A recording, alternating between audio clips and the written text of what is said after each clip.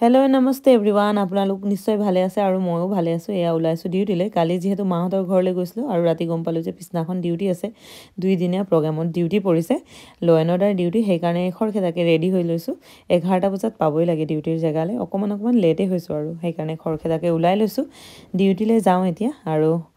ready হৈ মেলি এয়া দেখিছেনে আজি অকণমান ষ্টাইলো কৰিছোঁ বাৰু ষ্টাইল মানে কি চুলিখিনি অকণ ভালকৈ বান্ধিছোঁ থানাত ডিউটি পৰিলে ইমান ভালকৈ নাবান্ধো বাৰু আৰু গৈ পাই গম পালোঁ যে নিজে পঢ়ি অহা কলেজখনতে ডিউটি পৰিছে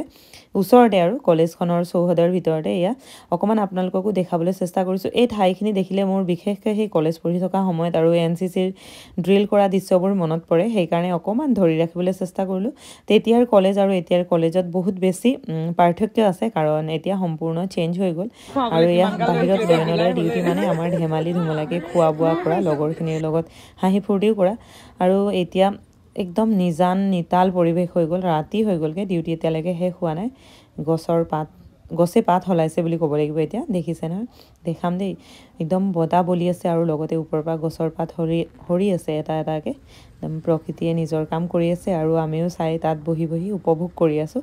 এনেকৈ চাই থাকোঁতে আকৌ ৰাতিৰ আহাৰ গ্ৰহণ কৰিবলৈ সময় হৈ গ'ল এইফালে গৈ একদম ধুনীয়াকৈ আজি ৰাতি আকৌ মাংস ভাতেই খাইছোঁ দেই ডিনাৰত ডিউটিৰ জেগাতে আমাক এইবাৰ খানা প্ৰভাইড কৰা হৈছিলে সেইকাৰণে তাতে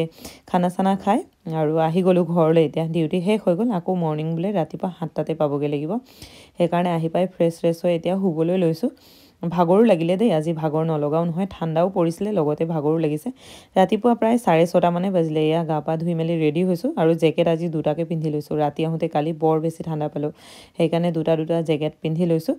পিন্ধি মেলি ৰেডি আৰু ল'ৰাকো উঠাই দিছোঁ তাকো পঢ়িবলৈ বুলি ক'ম এতিয়া সেইকাৰণে আৰু খোৱা বোৱা একো কৰা নাই অকল ষ্টাইলহে কৰিছোঁ উঠত ডাঠকৈ লিপষ্টিক লগাই লৈছোঁ কালি ৰাতি আহোঁতে ঠাণ্ডা পৰাৰ কাৰণে চাগে উঠ অকণমান ফাটিলে সেইকাৰণে এতিয়া ৰেডি হৈ ওলাই যাওঁ ল'ৰা বহিলে পঢ়িবলৈ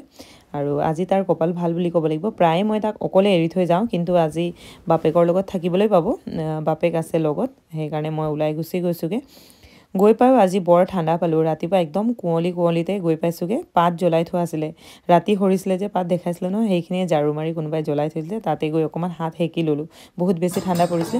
আৰু এয়া 12ৰহণীয়া সাংস্কৃতিক শোভাযাত্ৰা আৰম্ভ হৈ গ'ল আৰু এই শোভাযাত্ৰা হৈছিলে আমাৰ গাঁওৰক্ষী বাহিনীৰ 76তম প্ৰতিষ্ঠা দিৱস এইবাৰ তিনিচুকীয়া ডিষ্ট্ৰিক্টৰ ডুমডুমাত পালন কৰা হৈছিলে সেইকাৰণে এই সাংস্কৃতিক শোভাযাত্ৰাৰো আমি সাক্ষী হ'বলৈ পালোঁ